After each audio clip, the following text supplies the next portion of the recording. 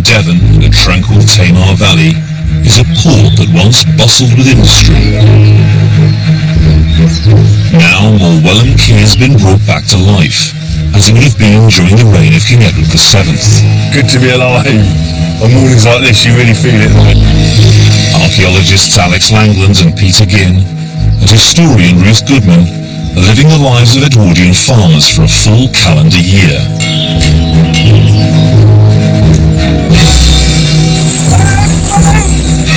Alongside farming, they've been getting to grips with the rural industries that once brought wealth to Devon. Wow. Oh wow, we got something! So far, spring has sprung on the farm, bringing new life and new residents. Ruth has helped harvest the first market garden produce of the season, and the team have enjoyed an Edwardian Easter. Hallelujah!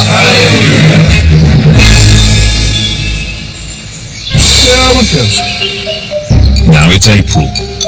In the tradition of the Devon farmer, who had one foot on the land and one in the sea, Ruth searches for new ways to make money from the ocean. Smoke fish keep for ages. While the boys swap the plough for a trawler net. This is the first time anyone's done this unexposed. But on the land, the team must keep a constant vigil over their pregnant cow. Expanding their beef herd will be crucial to their success on the Edwardian farm.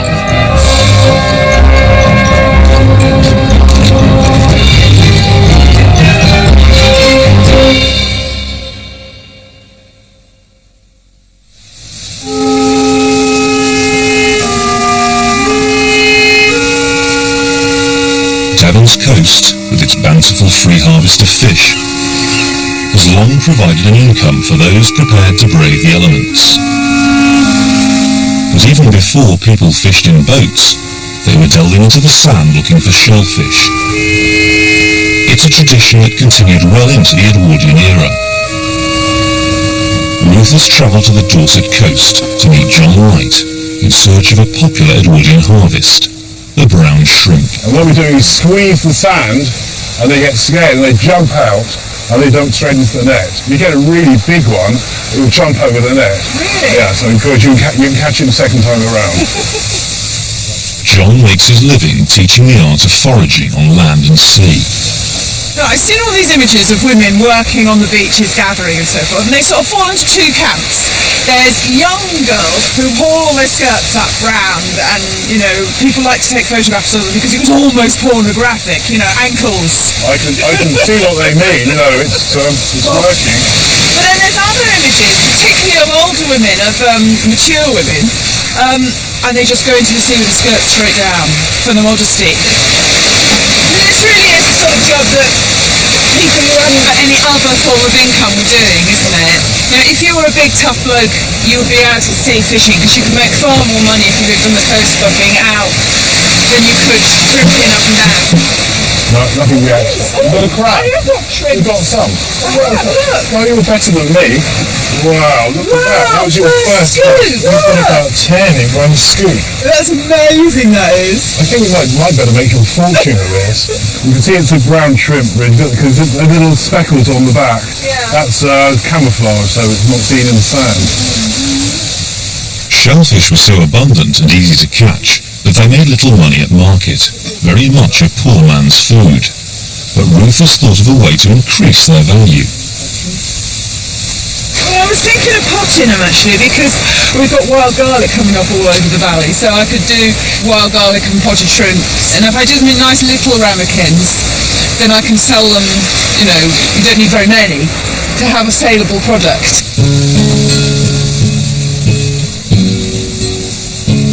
After a morning of foraging, Ruth has a bucket full of shrimp. I have to say, having seen just how hard it is to collect them, these little potted shrimps, there's not going to be many shrimps per pot. No, there's a lot of wrapping, very few shrimp. Yeah, you have to do, isn't it? Oh. Peter and Alex have successfully brought their beef herd through the harshest winter in 30 years by feeding them hay. Now before spring has arrived. Traditionally, this is when cattle go out to pasture to feed on grass. But deep in the valley, grass is still on the ground. We're running so desperately low on pasture that we've taken up the offer of some meadow much further up the river valley. So we're going to drive all of our cattle along a really quite risky drove road along the valley to this new pasture. But we do want to separate out some of our cows. Alex is leaving behind one of the pregnant cows, whose due date is fast approaching. It's her, isn't it? That one there. Yeah. Along with a prize calf they hope to sell. You as well. Morning. Morning, morning. How are you? Very well. Local farmer Sarah Burt owns the pasture 3 miles up the valley where the cows are headed. She's come to help them move the herd, a process known as droving. I think they'll be glad of the new grass. I think they certainly will. Some fresh grass. In Edwardian Britain, beef was an excellent money maker. To the Edwardian farm worker, these cows would have been worth almost 6 years' wages. So it's vital they get them to their new pasture safely. Let's get them all comfortable in the lane. Get the fresh pasture here. This is the matriarch. And where she goes, the rest follow. In the age before railways and the motor car, the only way to get your cattle from your farm to market was to drove. And back in medieval times, it wasn't unheard of for cattlemen to drive their cows all the way from places like the Highlands and Islands of Scotland to London. And even by the Edwardian period, this was something that was still practiced, but of course with the motor car, it became increasingly more dangerous to try and drive your cattle. Special drove roads, some 90 feet wide, developed over the centuries.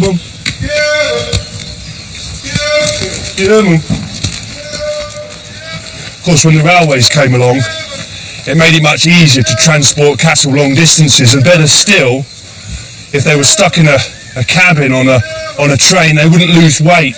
They wouldn't be exercising heavily, and if you did drive your cattle long distances, obviously you could damage their hooves, and they would lose a lot of what actually makes them of value. Right, on you go. The matriarch leads.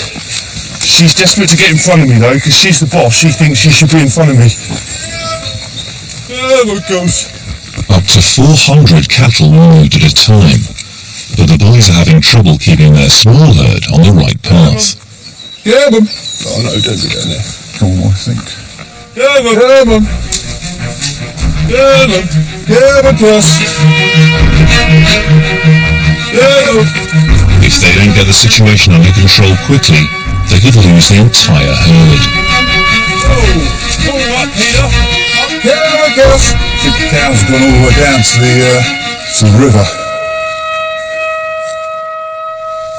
It's all strawberry stuff, isn't it? At the shoreline, John is helping Ruth find another long-lost delicacy, lava. Well, there's several types. This is the most common type, and it's an extraordinary material. It's a very thin membrane, quite tough, incredibly chewy, and it doesn't look at all edible. Lava is a type of seaweed that's boiled to make a dish called lava bread. There's lots of it about, isn't there? There's no shortage. No, because nobody picks it, that's why. But in the Edwardian era, the poor would have picked lava to give their families a cheap, nutritious meal.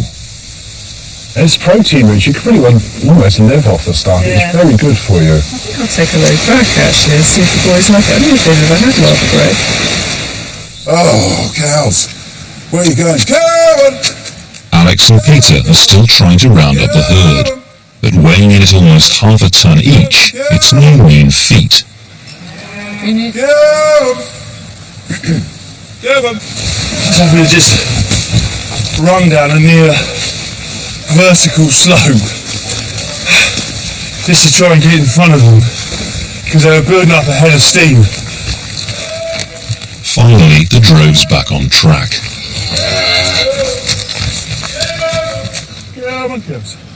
When Sarah gave us the offer of some pasture further up the valley, we almost bit our hand off. It's got so dry that despite the warmth, the grass is just not pushing through. That succulent spring grass which these cows and we've been waiting for throughout the winter.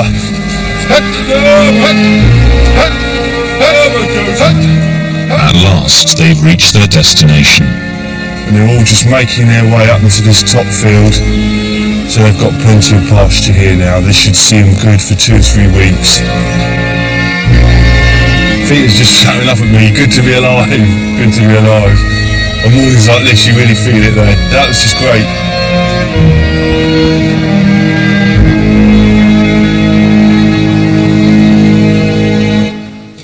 That should be, yes. At the cottage, Ruth's processing the haul of shrimp. Another batch ready. The shrimp have been boiling for 4 minutes. They change colour when you cook them, they start to look a bit more pink.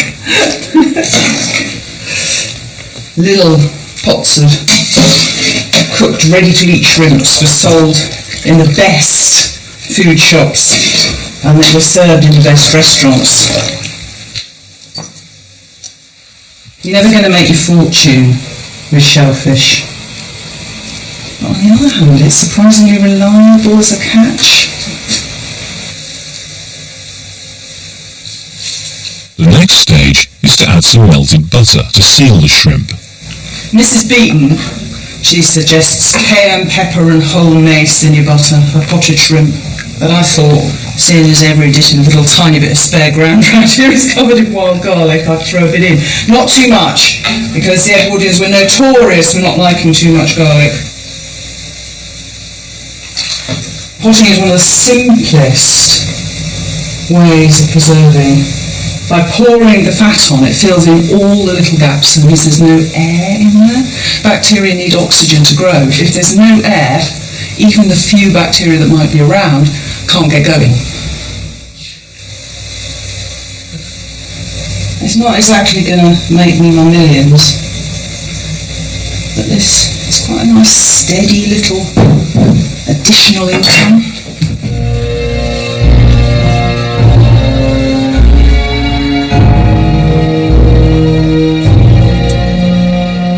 In September, Alex and Peter built a hayrick to feed the cattle through the winter months. Case of finding out whether the hay is edible. Now the cows are feeding on grass, they've got a surplus of hay. Edwardians would have sold this, so Alex has asked Devon farmer Francis Mudge to assess its quality. It's smelling nice, yeah, they eat that all right. It smells, fairly sweet. The bullocks and that will eat that, no trouble at all. So you're looking for sweetness? Yeah, look at them. So we've actually had a chance to bale some of the stuff out of the rick. Yeah. This is from the top, isn't it? Like, you can see it's not That's right. Not quite so good as that in the bottom there, right? Right. And also, I would have thought it's a different part of the field, isn't it? It is actually. It's one of the higher meadows. Yeah, because it's a lot coarser grass than at the bottom of that, right? I mean, is this still sellable as a feed stuff? Well, cattle will still eat it. They'll still eat it? Yeah. They'll still go for that. With expanding Edwardian cities came more horses, needing even more food. So there was a tidy profit to be made from selling hay. What we are concerned about, first and foremost, is whether this is a good enough quality to sell at market. Yeah, you could sell it. Animals would eat it. There's nothing wrong with that. It's only it's a bit coarser than the other, but they're still eatable. It's eatable. There's nothing wrong with that.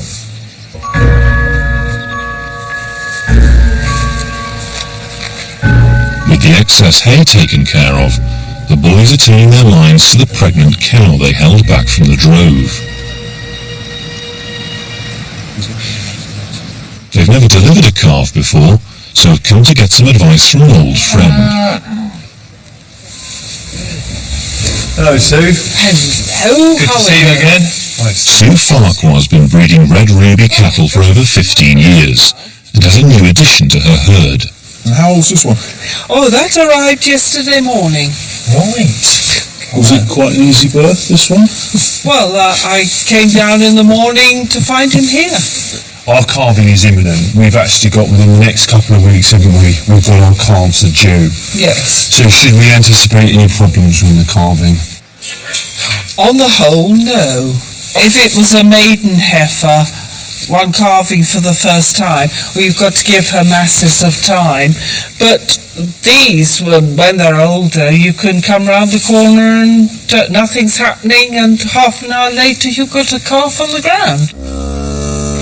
Just before she's due to calve, she'll get very loose at the back. Here, either side of the tail head, she'll get a lot looser. You can see it's quite loose. She hasn't fully tightened back up again after calving. Right. But it will get looser and looser. How much time have we then got before calving? 2 days? 2 or 3 days? And I suppose while ours are giving birth, we're not going to have to intervene that much. I would hope you'll come down in the morning and you will find a calf. Right.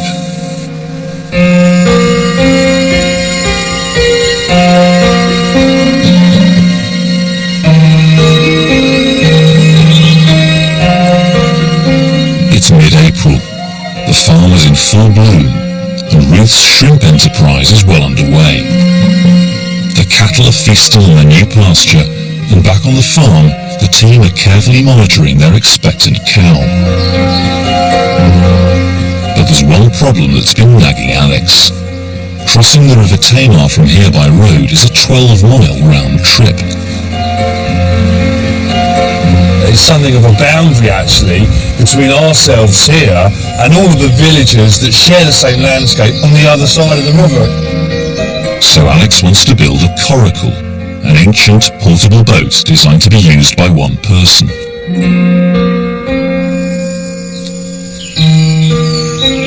He's enlisted woodcraft expert Sean Hellman to help him make one. Hi, Sean. Hello. Sean's been making coracles for 20 years, using techniques handed down over the centuries. So how do we get started? Right, we cut a load of willow this morning. Yeah. It's really fresh, really bendy. Yeah, I can see. Such a fast-growing wood. And I suppose in the Edwardian period, they would have known so much more about their woods than we do today. Almost certainly, yes. A lot of very common knowledge. Different woods are suited to different things. Willow, great for baskets, nice and flexible, excellent for the coracle here. Right. Sean uses a template to hold the willow wands in place. Here we go then. So, what's my snug fit there? That's fine back there, so when this is bent over, then we've got plenty of room. It's going to come into there. Yeah. Right, okay. Yeah.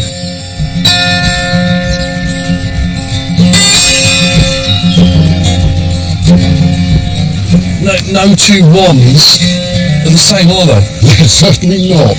That's one of the joys with working wood. The next step is to start weaving them all together to essentially make the gunnels of the coracle. Have you made any baskets at all? I've made a few baskets, but nothing quite this big, actually. And nothing that I'm going to have to rely so heavily upon if I'm not to drown. So, it's the weaving we do is very basic. Nothing special to it. The coracle was useful for all sorts of jobs, from traversing rapids, to catching rabbits stranded in floodwater, to fishing. Okay. With the sides starting to take shape, it's time to make the seat. There we go.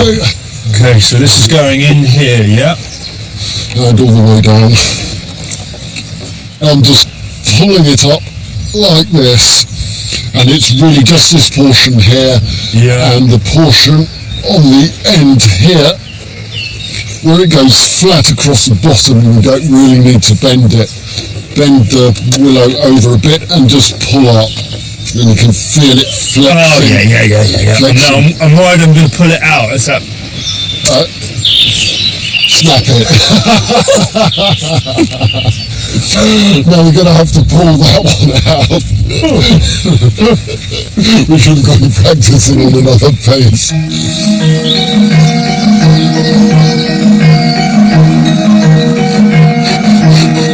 Earlier in the year, Peter built a hatchery to recreate the Edwardian advances in trout breeding technology.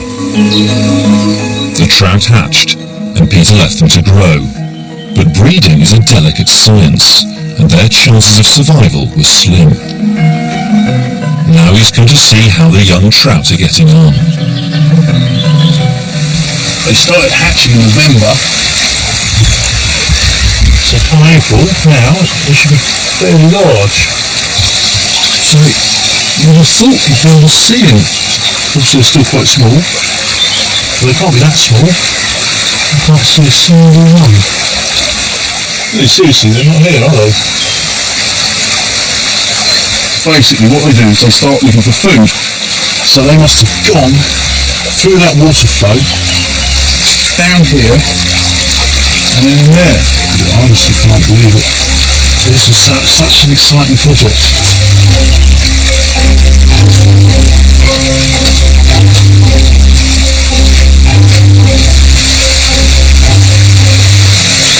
This is an absolute disaster.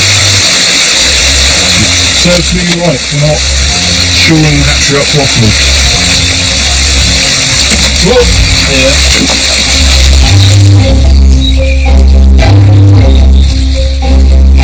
Peter's followed the stream to its mouth at the mill pond. They're in the mill pond, and I can see them. This is a big old pond though. But right now they're small, they're defenceless. The predators probably in the water and out of the water. So, you know, if we want to keep our trout stocks up, we need to rescue them while they're small. Well, we can really start to see the shape of the coracle coming together now. I think I was just a little bit gung-ho on that first one. Already I can feel it starting to feel like the sort of thing that can support a full man's weight and in water. Oh, when we've completely woven it, we can stand here. Right, okay. So they'll also take a person's weight quite happily. That's really good now.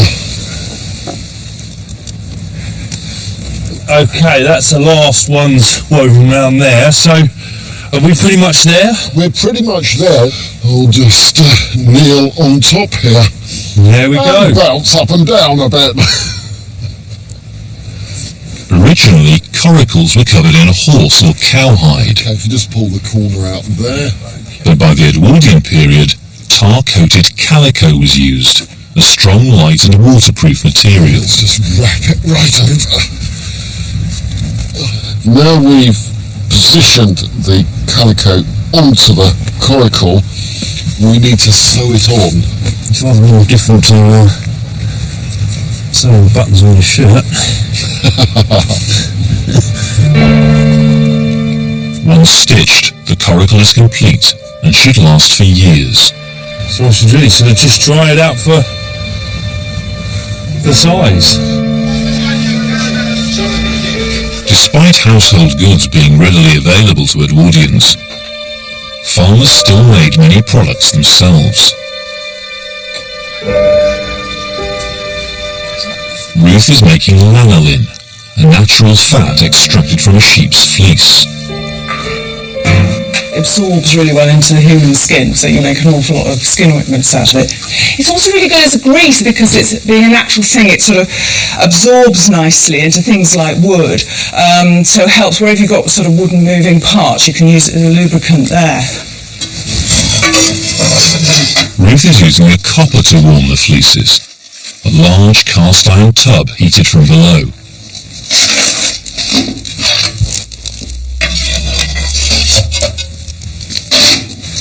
Right, now I've just got to bring this up to a boil, and that will melt all the fats in the wool and allow them to be released from the wool, and they'll start to rise to the top of the vat.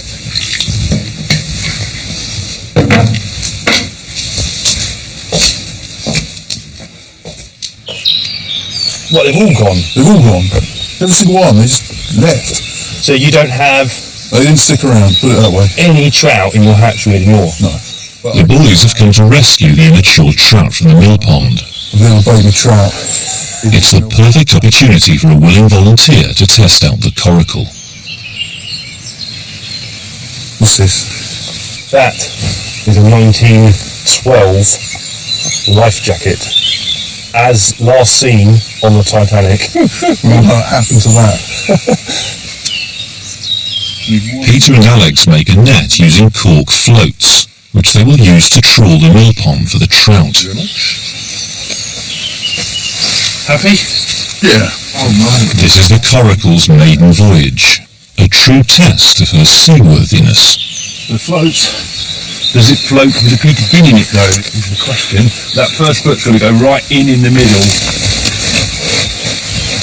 Stay in the middle. Stay in the middle. Oh, I'm good.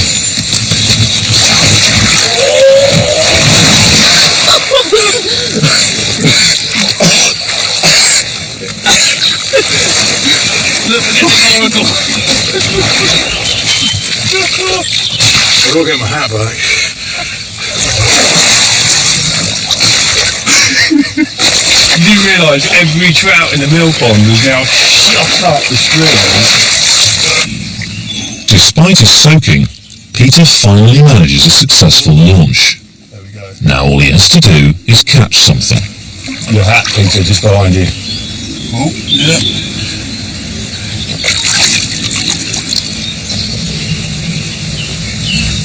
Right. Let's get trawling.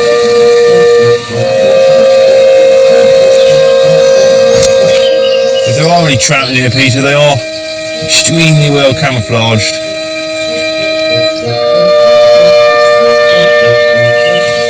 Have we? No fish? No fish on the road.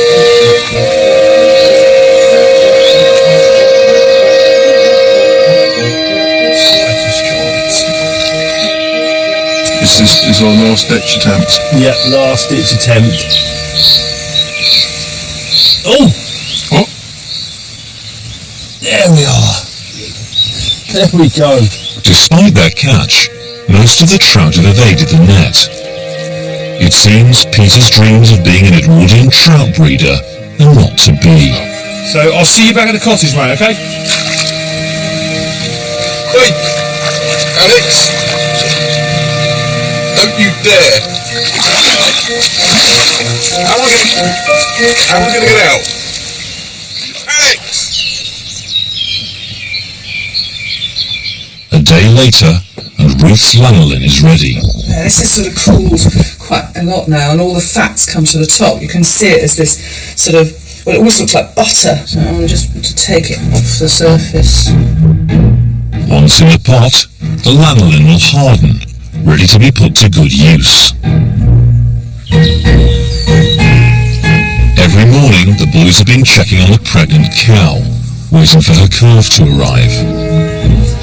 I think what Sue said though about this in here, The muscles here, yeah, they're still quite tense. so not imminent just yet. But first, there's a more pressing concern to deal with. We're going to have to find ways with which to keep the flies off, and I think the first thing we can do for these teats, because they are getting bitten, they're getting bitten really quite badly, is to get some lanolin on them. Lucky for us, Ruth makes things in bulk.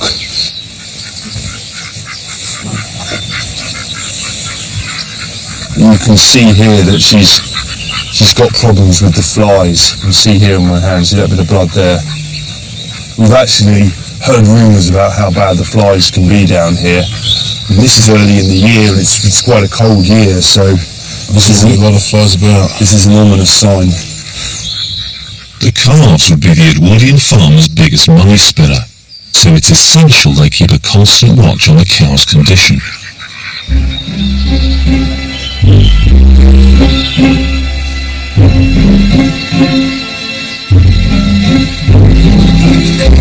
But while while they wait for their new arrival, the boys have managed to interest their friend Francis Mudge in the prize calf they held back from the drone. One calf. One red ruby calf. Well, it's time for us to sort of cash in early on our beef herd, so...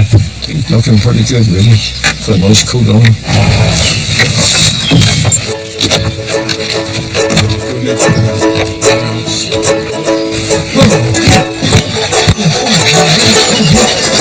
Your price is going down rapidly if you start doing this. We got to get you on that boat. I can't move, I can't board.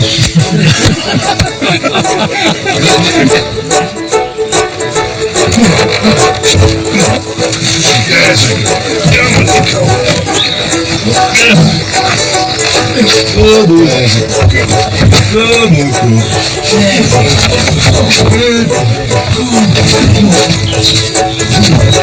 Sit down on the bloody deck, though.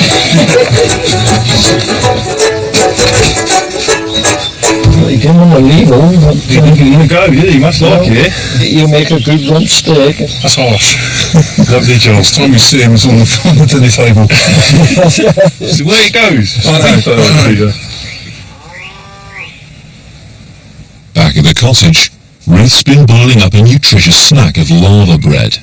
It's taken 10 hours to 10 hours. 10 hours. So this is going to be like a taste sensation, yeah?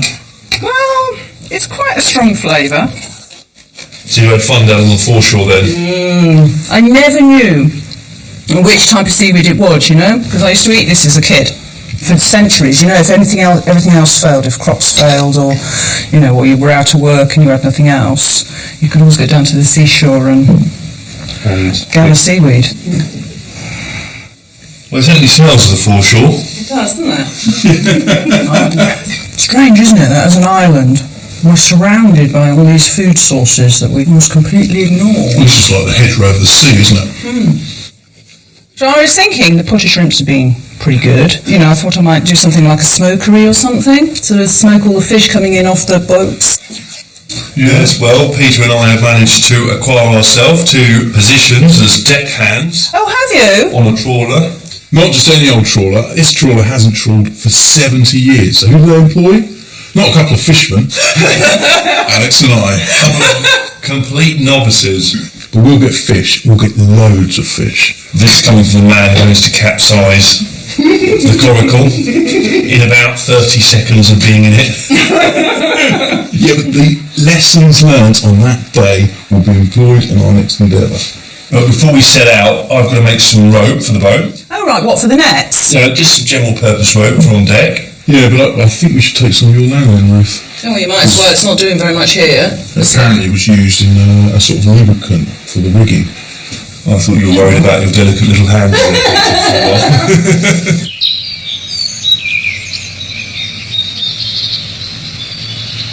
In preparation for their trawling expedition, Alex has come to see rope maker Ted Baker. Hello, Alex. How are you? Very well, nice to meet you. Welcome to the rope walk. Great stuff. Good. So this is what we're going to be making today, is it? That's right. It's made from sisal, Right. and it's a fibre. Very thin. Grows in The sisal fibres are spun into a string from which the rope is made. Right. But by the time we finish twisting and turning our rope, we'll have a rope that can pull about half a ton. Right. It's called a rope walk because there's a bit of walking up and down to do. Right, okay. So the first thing I'm going to get you to do, Alex, take our sisal here, right up to the other end of the rope walk. Okay. And hook it over the right-hand hook on the wheel hook. Okay. Off I go. That's it. Alex, I should point out, in the old days they used to run, you know. Okay. Well, try and pick the pace up, Ted. Just slip it over the right-hand hook. Okay, back to The rope walk at Morwell Quay is 20 yards long. Right, okay. Britain's longest rope walk was at Chatham Docks on the River Medway and is still in use today. At a quarter of a mile long, workers used bicycles to travel its length. Now what we're going to do by turning the handle up at the other end is twist each of these pairs into one. So we'll end up with 3 strong single lines to make our 3-core rope with.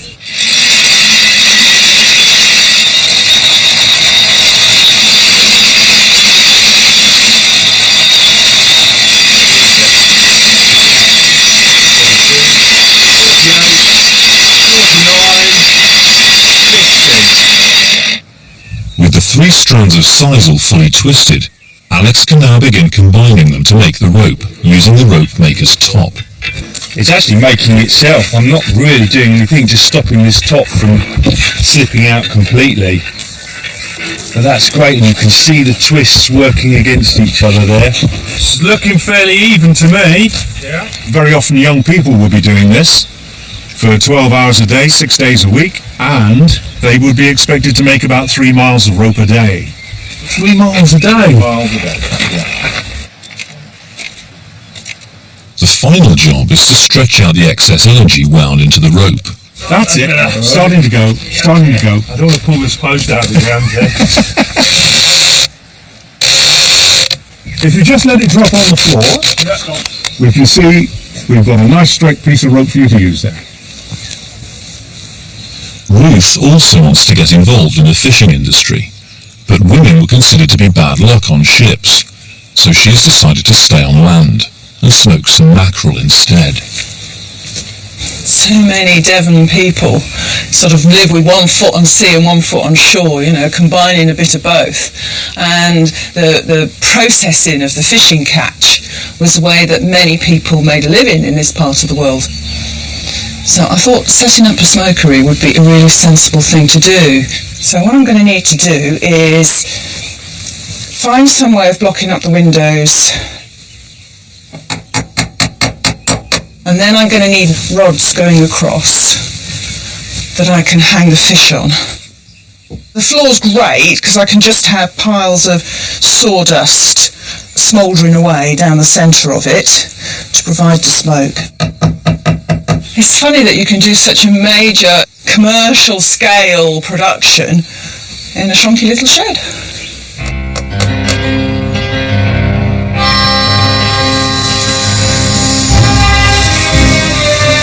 Devon was at the heart of Edwardian Britain's fishing industry. Trawlers, the most powerful fishing vessels of the day, were invented there, and over 10,000 tons of fish were landed in Devon's ports each year. Many of the ships employed casual deckhands, and Devon farmers could earn extra money during the quiet months on the farm. Peter and Alex will be working for Paul Welsh, owner and skipper of the Edwardian, a traditional sailing trawler. Paul, an experienced sailor, bought the Edwardian to realise his dream of trawling the seas by sail, and this will be his first opportunity to give it a go. He's taking out a crew of 7 in search of a catch, and has put the boys straight to work. My job on the boat is just to lubricate these lanyards so that they pass through the dead ice smoothly, and basically we've got some of the lanolin that Ruth has extracted from sheep's fleeces. It's in a sort of grease form. Is this the sort of thing you're looking for? Yep, I'll do the job. That's perfect. Okay, what's the first At job? Paul's request, Alex has brought along the rope he made. It'll be put to good use, holding in place the tiller, which steers the ship. You can actually sit back on the rope, pull it tight, pull it tight, and actually come to sit but lean back on it. But you'll see when we're sailing, you'll see the purpose of it. Excellent. And it just means that when we're out sailing and we've really got some wind in the sails, I've got a little bit more control here, yeah? Yeah. There we go. Painting the trawler with tar was a continuous job, and today it's Peter's turn. And what does this do for the boat? It's to preserve the wood. It's the rainwater that's the worst thing for the wood. The seawater is quite a preservative. The more we go sailing, the better preserved the boat gets. A lot of boats sit up creeks and rot faster than boats that spend all their lives at sea. This is something I've been really looking forward to. This whole idea that as a farmer in northern Britain and in this part of the country, not only would you be working alone, but you'd also be getting out to sea. 2-6 heave! 2-6 heave! With the maintenance done, it's time for the hard work to begin. Preparing the ship to sail. Built in 1913, the 80-foot-long Edwardian is one of the last sail-powered trawlers left in the UK. Take the main up.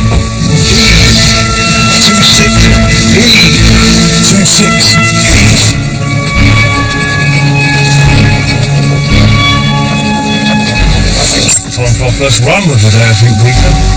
But before the boys can have a drink, they need to get the trawl net into the water for the first time in 70 years. I was wondering why you had a large tree. Okay, that's the beam, and that's hopefully going to hold the fish net open. Right.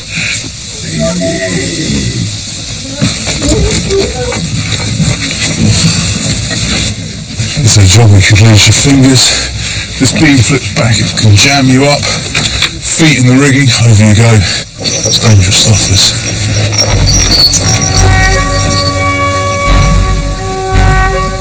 Down it goes. As the trawl net descends, it's vital that the wind stays high to keep the boat moving forwards.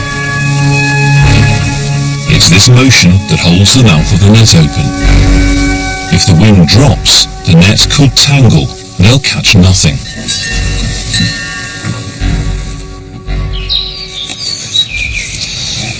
So I'm cleaning all these fish now, ready for the smoking. I want to get them flat so that the smoke can get right in around the fish. Fresh fish are nice, there's quite a short life, a couple of days at most, but smoked fish keep for ages. Before she smokes the fish, Ruth is salting them. The salt dries the fish, making it less easy for bacteria to take hold. What you're really trying to do is come up with a fish that transports well, keeps reasonably well, but most importantly tastes good. You need something that your market will bear, something that people will want to buy. After salting for several hours, the first batch of fish are ready to be smoked. Quick and easy. I'm just going to lay them in. I need a good separation between the fish so that the smoke can really get all the way around and no fish touches any other.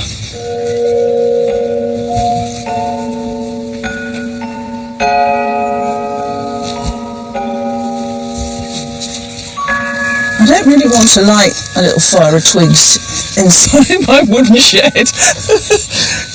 So I thought I'd follow Mrs. Beaton's advice and put slugs of hot iron into the piles of sawdust to get them smouldering. So I've just found any old bits of iron I can, so I've got a couple of irons out there and a horseshoe and so forth. I'm going to get them super hot and then make some piles of sawdust in the shed. This is sawdust, comes from the boat builders, which is absolutely ideal because it's a mixture of woods, but mostly hardwood rather than pine. Hardwoods are better for smoking, as they contain more of the chemicals which preserve the fish. A bit more on that one. I don't know if I've got this hot enough.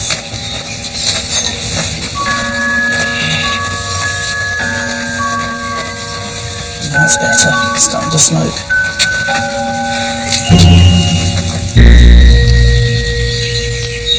While Ruth's smoking venture is progressing well, the boys are struggling out at sea.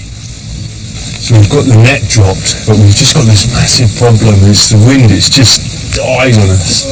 The thing is, without the wind, you know, we've got no power source. And it's only when we get momentum with the boat that we'll actually start to drag the net away from the farm. You think, yeah, maybe you don't have to depend on the weather, but once again, it's a process, it's all weather dependent. Yeah. Let's get rid of that. In the Edwardian era, trawling was revolutionised by steam power. These powerful new trawlers were capable of pulling in up to 8 times as many fish, and spelt the end for trawling under sail. Alex is beginning to see why.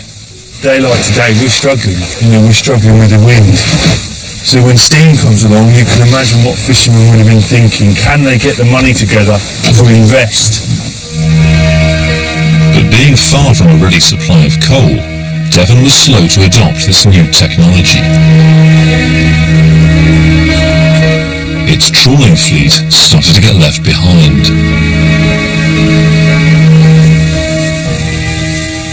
A lot of the sailors of these boats said, look, if you stick to the sailing smacks, you won't decimate the the cod stocks in the North Sea, and it would have been probably remained sustainable. But obviously money came in, and the steam drifters caught more fish on calm days. And so just steam fishing meant that you could virtually fish in any conditions, whereas sailing you could only go out with the right wind. So what you're saying is that actually steam fishing affected the stocks around the British Isles. yeah, Steam trawling had such an impact on fish stocks that even in the Edwardian period, the North Sea was showing signs of overfishing.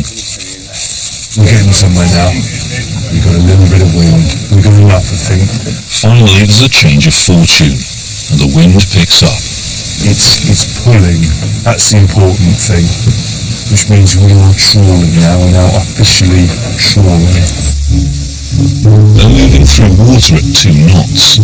The trawl nets should be open and catching fish.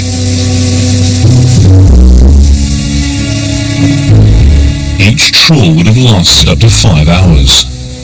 It's time to haul in the nets. This is the device that has changed fishing forever. In the Edwardian era, this was one job that Devon trawlers did turn to steam for. Steam-powered capstans were used to haul in the catch. To bring it in by hand would have been a back-breaking 3-hour job. And when you think about a good haul being sort of up to a ton in weight, you can imagine the amount of power that you would need. And that's just the catch. You're not even taking into consideration the drag of the net on the water. That's the sheer weight of the equipment itself. Yeah. Way slack, way out, it's all coming to Ropes on slack. I mean, this is the first time anyone's done this on this boat. It's hard enough putting it out. But it's even harder putting it in. We've got to hold it by hand.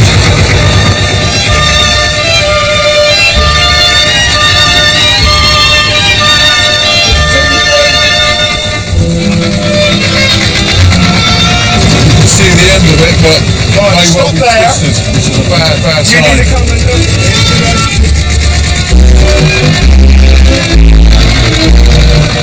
We've almost entirely lost the wind now, so as the tide's pushing us, we're rolling over the net, so the whole thing's got stuck underneath the boat. At last, the net comes into view. They still have no idea what it holds. There you go, leader! Back there.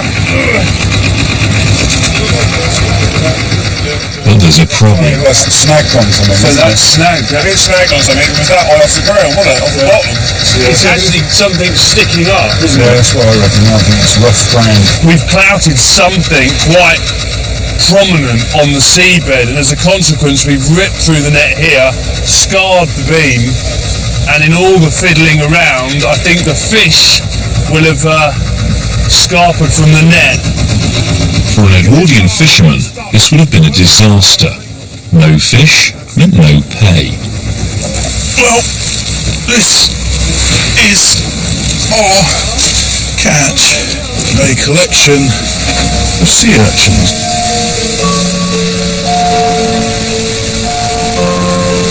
Fishing was a dangerous job, and in Edwardian Devon, dozens of fishermen were lost to the sea each year.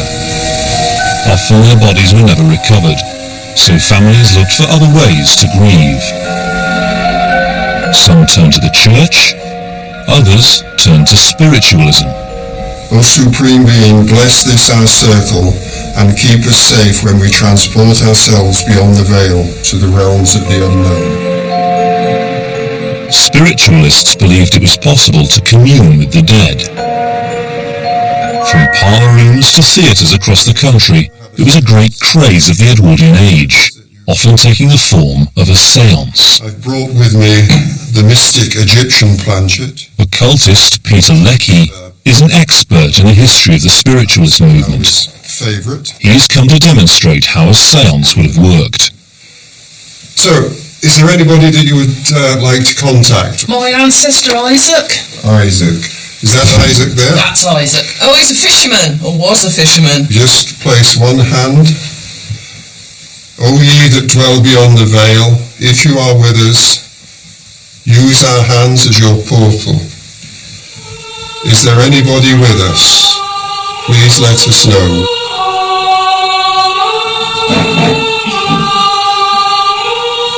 to keep your hands on the planting if you can. So we have somebody with us. My goodness. Was this person lost at sea? He drowned, yeah. He drowned, right, okay. Sometimes, when the whole crew was lost, they have to have somebody on land to pray for them. So, it's quite clear that this person just feels lost.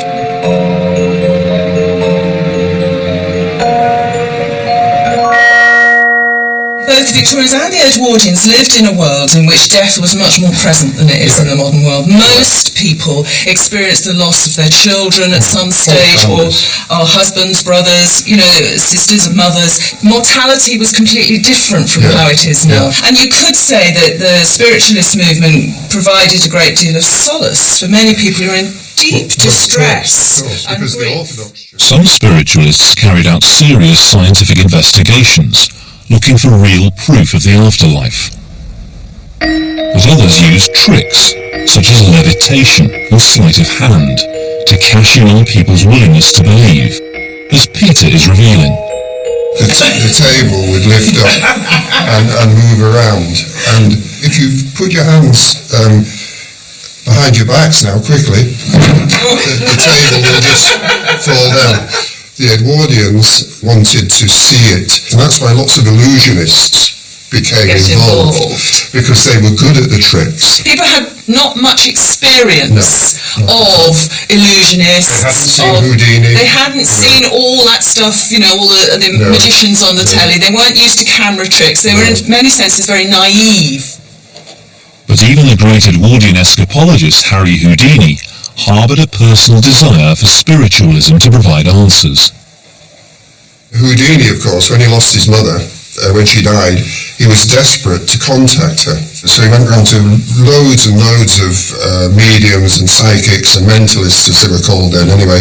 Of course, a lot of them at that time were doing these tricks. We were having people behind the curtains, moving things up and down. So he set out on a mission to debunk these people, and often disguised himself and went along and then stood up and said, I know how you're doing that trick. Yes, such important figures, publicly speaking about something. Nowadays, it tends to be very, very fringe. While the seance goes on into the night, back on the boat, the boys are trying to keep their spirits up. Is that fish stew? That's beef stew. That's nice beef. So they can afford beef, could they? Right, okay. Well, this is the bonus of having farmers on your crew. Oh, is it? Right, yeah. So have you got the trawling bug then, Paul? Yeah, I have, yeah.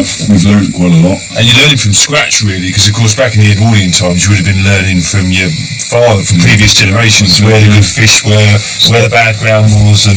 Started as a boy, I should think, but all that we're doing is just learning from a book now. It's a blessing to get off the farm sometimes, and to have that experience of not only having had the hands on the plough, but now to have the hands on the tiller. It's hard work, actually. It's a lot harder than I thought it would be. I guess it's pretty similar, isn't it? The hand on the tiller and the plough. The two are quite similar, really. As we were a-fishing off Havery Light, holding and hifting and trolling all night, it's windy old weather, stormy old weather, when the wind blows, we'll all pull together. I think what these fishies are saying is right. We'll haul up our gear, boys, and steer for the light. It's windy old weather, stormy old weather, when the wind blows, we'll all pull together.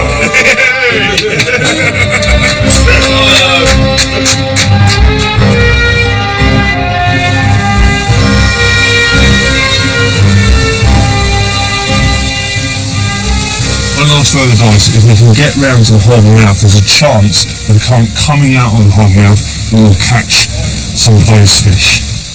But first, there's crucial work to be done on the nets. I now need to do a few repairs. So, I'm following Lee's lead, I'm getting out onto the rigging, and I've just got to sew up some of these holes. Tears in the nets were common, and even a good net would only last a few months.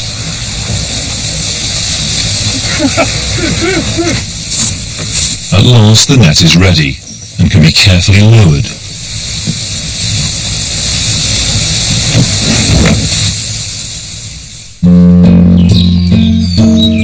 Back on the farm, the mackerel have been smoking for 24 hours. They look really good. But it's got several weeks keeping power without any form of refrigeration. For the Edwardian farmer, this would have provided extra income for very little investment. And it's cost us virtually nothing to do this. As we were fishing the pavery light, The nets have been down for long enough. Now it's the moment of truth. Skipper, you cannot catch me.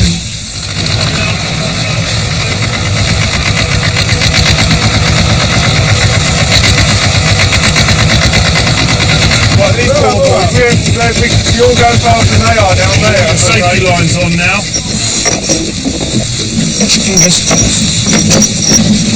So we've got something there. Sea cabbage. Sea cabbage. It's coming in now. Oh wow! We got something! I can't believe it. We have got some fish! We've got a fish. We've got a fish! Well, that is absolutely fabulous eating. Is it? Yeah. Oh wow! I can't believe we caught a fish. I was just convinced we'd be trawling along like that. I mean, Congratulations! That's your first time you've trawled from this boat. it's the first fish I've caught like that. Excellent. A good week at sea could yield up to 2.5 tons of fish, which was kept on ice. So there we go. That should keep that little fella nice and fresh.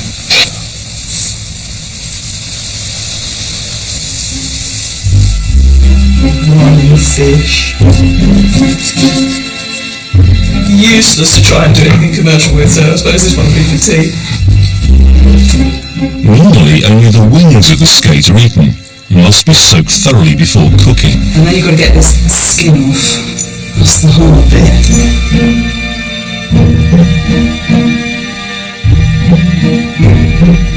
Really fresh fish does best when you do almost nothing to it. So I'm just going to flash fry this in a little bit of melted butter with a handful of that wild garlic that's everywhere at the moment.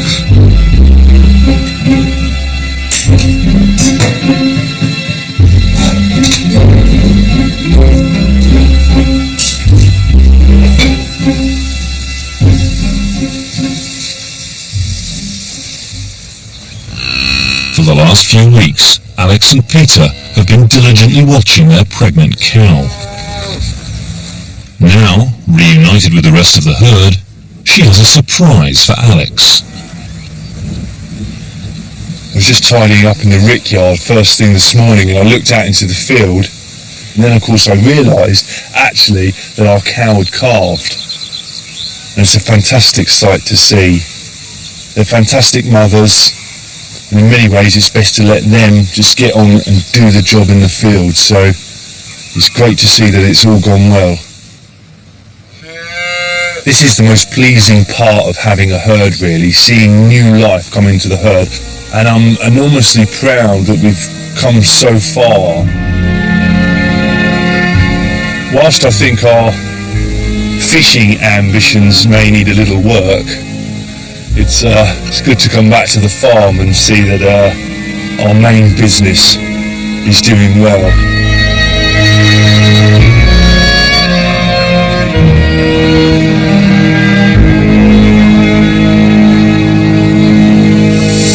So here it is, the steak, the big catch. The fruits of your labour. It smells good, doesn't it?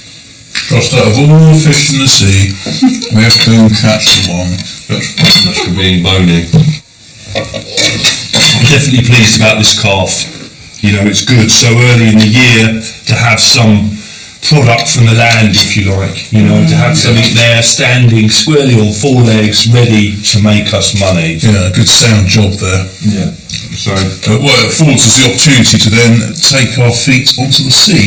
Safe in the knowledge that we know we've got some money coming our way. Yeah.